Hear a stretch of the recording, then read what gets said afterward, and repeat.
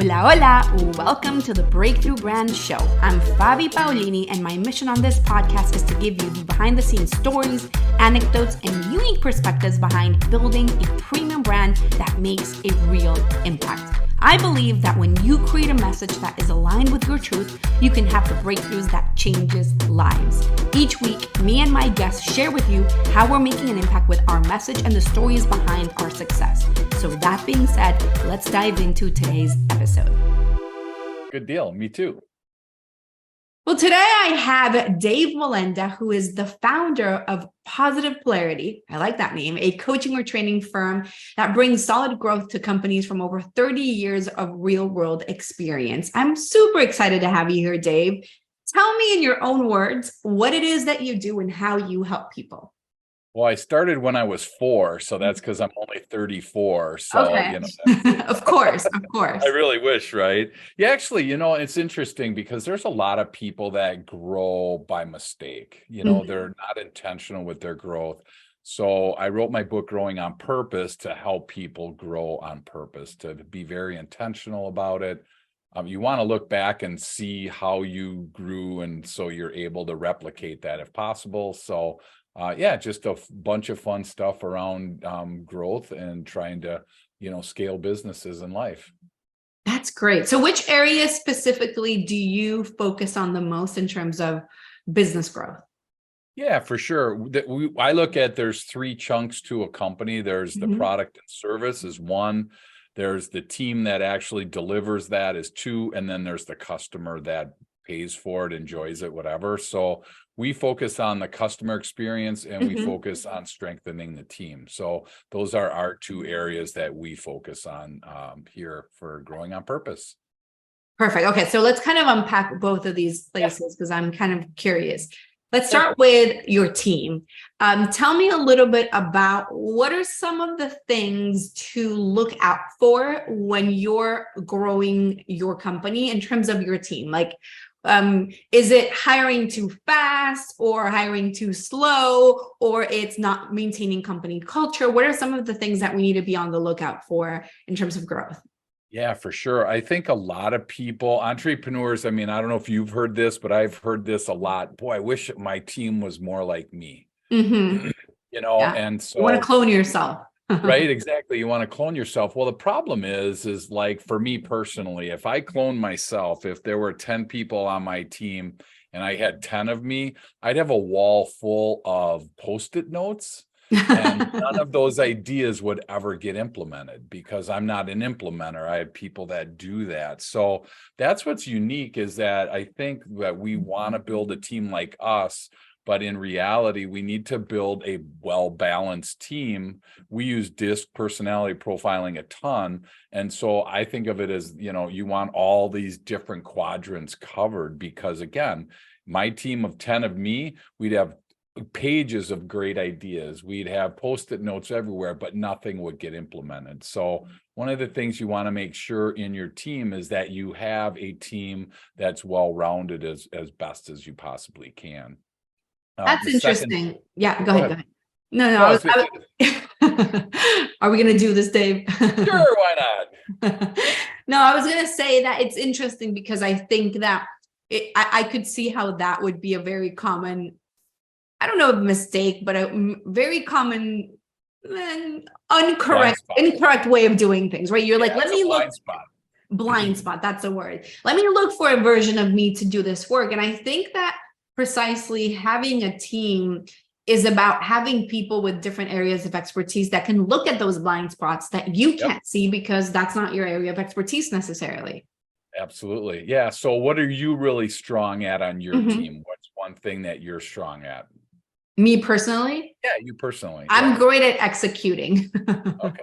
So if you're great at executing, who creates the vision, and I'm also great at the vision part. So there you go. So, you have both ends of the spectrum. Not a lot of people have that. So like me, I love doing all the vision work. But then when it comes to implementation, it's like an execution. It's like, that's for somebody else. So it's a pretty common blind spot for business owners, entrepreneurs to try to hire people like them. and then they really limit their growth because they just don't have as many people around them in a well-balanced team as they should. That makes sense. That makes sense. So what other areas within their teams do they need to be focused on in terms of growing their business? What are some of the other blind spots that people tend to have and not really know? Yeah, the other ones that really it's crazy how many people pass on giving accolades to other people, acknowledging people, recognizing people, and it's free to do. And you look at the research out there, and you know, if you're not recognizing your team individually, specifically, you know, once or twice a week, you're really missing out on their engagement. You know, the research shows that if you don't recognize your team in that way, they don't stick around as long. They're not as engaged. They don't offer as good of a customer experience as possible. So a free way is to just walk up to somebody and say, wow, great job today. I heard you on the phone with on that Smith account, and boy, you really nailed that thing. Thank you for being here. I mean, just that little 15-second engagement changes that individual's their day. And that's what we're trying to find, is little course corrections throughout the day to keep them engaged in what they do. I love that. Okay, so let's switch gears and talk about customer experience, because this one I'm super curious to hear about. Tell me a little bit about customer experience and how, I mean, obviously I can imagine how that would impact your growth, but I want to hear a little bit about what your perspective is on this topic. Yeah, and interesting is we're all customers, right? We're all consumers. So we all have had great experiences, and we've all had not so great experiences. And it's safe to say the research shows that a weak team will supply a weak experience, and a strong team will supply a strong experience for that customer. And I think the best way to do it is to simply ask the customer is, what in the world do you want that will knock your socks off? And sometimes they know, and sometimes they don't. But I tell you, there's plenty of examples out there of companies, you know, that have been crushing it for customer experience. If you're not happy about something, we're replacing it, we're repairing it, we're fixing it, whatever. You might go into a car dealer, you know, go into a Lexus dealer versus go into an entry-level car dealer and notice the difference. The experience is different. They have a kitchen waiting there. Everybody's dressed differently. The place is kept different.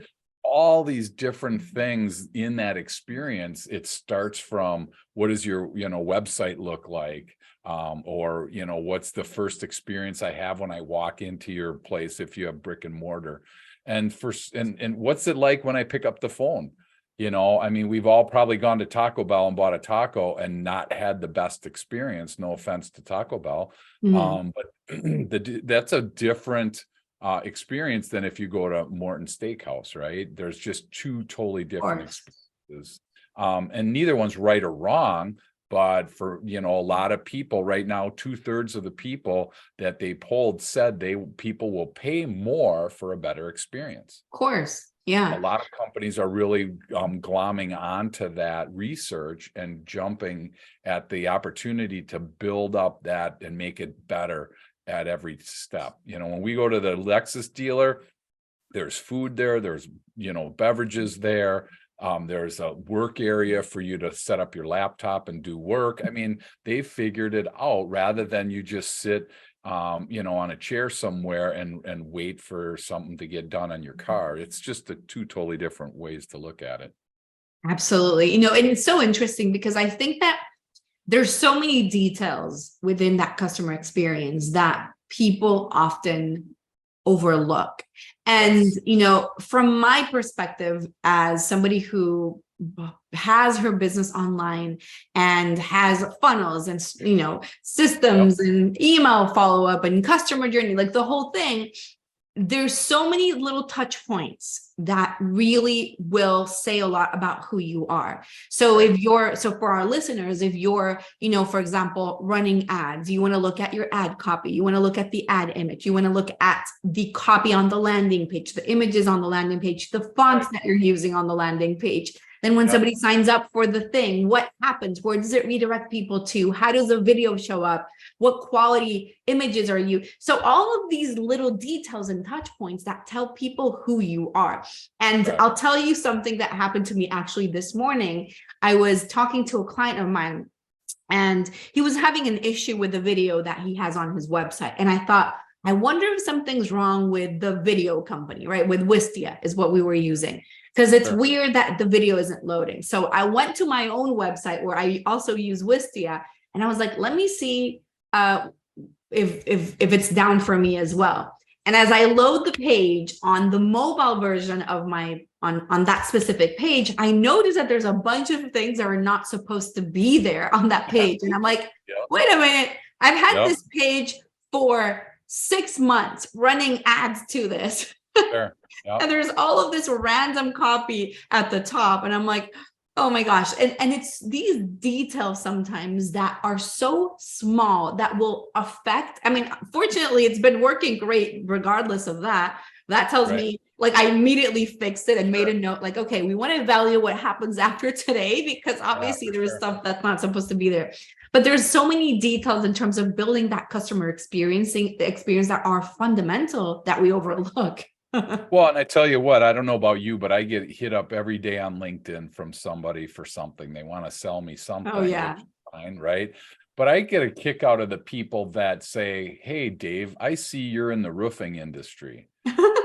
And, and I'm like, oh my gosh, you even if there was the best thing ever, I don't think I could get myself to buy it. I don't even finish that sentence when I see, I mean, at least if you're going to invest the time, do it the right way, because that's just such a turnoff. Spell somebody's name wrong, just all those little details, like you said. If you're not going to get the details right, why even bother? It looks so sloppy. And I think to myself, if it's sloppy on the front end, the experience on the back end after I give you the money is probably even sloppier. So, Right. it's just probably not a good spot to be. I think that what happens is that people are so focused on growth, they want to shortcut their way to growth. So they're like, let me use any bot that I can that's going to, especially right now with everything that's happening with AI, like, so that it messages automatically 100 people, 1,000 people per day, and it's a numbers game and all of this story, when at the core, coming back to what we're talking about, it's about building a customer experience and a relationship with that customer. Especially in what I do is I focus on helping people attract premium clients. Premium clients will not respond to canned messages that sound like everybody else. And it's time consuming for you to build those relationships, but they're going to pay off even more in the long run and in the short run even. And I don't see you have a choice. I mean, without a relationship, what do you have? I mean, if I don't have a good relationship with whoever, and a nickel cheaper price comes along, I'm probably going to bail. Exactly. Because 100%. So, and I think one of the cool models that really helps people is I always encourage my clients to secret shop yourself. I mean, whatever that looks like, pretend you're doing an inquiry on the website, what does it sound like on the phone, whatever the medium of information is, have somebody that or enlist a company. But if you don't understand that journey that your customer's going on, like you said, you're getting to a video spot that shouldn't be. There's nothing worse than getting somebody into a funnel and then there's a click spot where it says no longer, doesn't work, or exactly. It's like, oh broken links. Yeah, exactly. So that's all part of that customer experience, that if you don't have that good experience right now, there's so many other places to go. Your competitors are everywhere and they're doing it. So you probably are well served in making sure your experience is second to none. 100%. So who is somebody that's an ideal client of yours? Where do they have to be in their business to need your help and support in terms of having that solid growth? Yeah, it's interesting. I have solopreneurs that I work with, and then I have large, multi-state companies. it's really usually the people for me that work really well are the ones that are really good at their craft, right? They're just really good at it, but they don't understand maybe like the things we talked about. I don't know how to build a team. I don't know what to think about from a customer's experience. I'm too busy making X, whatever that is, or I'm too busy servicing that. So then we come alongside them and we just kind of help them grow to whatever level they want. Some people, it's pretty easy to go from 100,000 to 200,000. It's probably a lot harder to go from 10 million to 100 million, right? And so it's all kind of relevant, but it's if somebody is struggling with their growth, and especially if they can't say this is how I did it to date, and that's why I say we run into a lot of people that grow by mistake. They can't replicate it. Yeah, exactly. And I say, how did you do that? They're like, dude, I have no clue how I did it, but I just did it. And I'm like, well, how do you want to do it again? I'm like, and they're like, I don't know, let's just do it. And I'm like, well, why not? Let's learn what you did and recreate and maybe do a little recalibration. But for the most part, unless it was pure luck, there was probably some skill involved. Let's do it again and just have somebody help you. So I love that. I love that. Okay. Can you tell me a little bit about what your own approach for branding and messaging in your business has been like over the years and what impact it has had on your success? Well, so I do a lot of, I speak around the country to, it's funny, you ask somebody, are you a coach that speaks or are you a speaker that coaches, right? I mean, it's kind of like, which one is it? I'm a coach that speaks. And so I brand myself around the country with various associations to be able to say, hey, if you're struggling with your team, you're struggling with your customer experience, let's, have a discussion. So that's one way that I do it. I have my own weekly podcast like you do. And so, we have people from around the world that listen. So we brand that. And, realistically, our logo was created over a pitcher of margaritas 12 years ago with our marketing people, and so it was just kind of like a fun thing and it wasn't a ton of thought, but once we locked in, we just wanted to, keep consistent. We're posting all the time on LinkedIn. It's just like you probably preach, all the time is be consistent in what you're doing. Right. And that's what we're doing. We just keep showing up, keep showing up, keep showing up. I love it.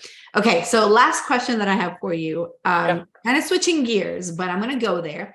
Sure. Tell me, what role has personal development and mindset work played in your own entrepreneurial journey? Why is that word so hard? Tuesday only. On your journey as a business owner. Maybe the margaritas hit a little early. I don't know. Maybe. Yeah. Anyways, what role has mindset and personal development played in your own life? Let's say it like that. Yeah. That's a great question. I mean, I used to earlier growing up in my earlier years, I didn't really understand the mindset situation. And so I just let whatever into my head, live there. And then I started to see there was some correlation with, negative people create negative, circumstances. So, and that's quite frankly why I use Positive Polarity as my company name, because I mean, if it was called Negative Polarity, I mean, who'd really want that, right? So there's enough negativity going on the way it is. And so I love thinking about the glass half empty, half full, like we do. And so it's so often it's easy to see what we don't have. Compared to my neighbor whose boat is 20 feet longer than mine, or whatever it is in your life, Right. And I think that if we have this mindset where we're content with what we have, but we're still trying to build and grow, our bodies and our minds, everything's built for growth. So, to not grow is really counterproductive. So for me, that mindset really of being positive, because I have a choice. I have energy that I can either expel to think about the negative, or I have an energy that I can use to think about the positive. So I've just made the choice that I'm going to think about the positive. And I think, what's the worst that can happen? I mean, I kind of have landed there been like, what's the absolute worst thing that can happen? Nobody shows up to a talk. They don't sign the proposal. They don't want a copy of my book, whatever it is. I mean, it's like, Right. what's the worst that can happen? Right. I mean, we're not talking life or death here. So that's how I've simplified it in my own mind. I love it. Well, Dave, where can people find you and find out more about Positive Polarity?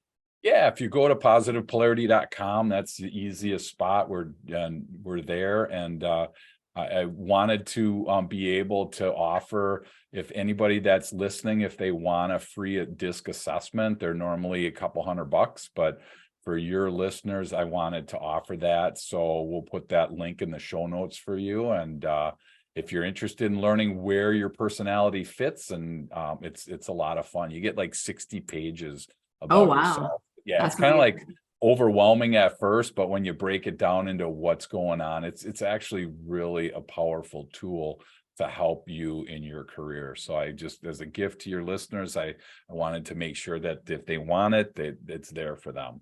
Thank you so much. Well, thank you so much for coming today, Dave. It was great having you here. Absolutely. Thanks for having me, and thanks for all the work that you're doing. It's great to watch you maneuver through life as well. So I've been watching from afar. So thanks for having me on. Thank you. I appreciate it. Gracias for listening to today's episode of the Breakthrough Brand Show. To listen to more episodes or to be featured as a guest, go to fabipaolini.com/podcast for more details. Can I ask you for something? If you got value out of this episode, would you share it on social media? Just do a quick screenshot with your phone and text it to a friend, or just post it online. If you know somebody that would be a great guest, tag them on social media to let me know about the show and include the hashtag Breakthrough Brand Show. I love seeing your posts and guest suggestions. We're regularly putting out new episodes and content. To make sure that you don't miss any episode, go ahead and subscribe right now. Your thumbs up, rating, amor, love, and reviews go a long way to help promote the show and mean so much to me and my team. Want to know more? Go to our website, fabipaolini.com, or follow me everywhere as Fabi Paolini. Thank you so much for listening. I'll see you next time. Con amor, Fabi.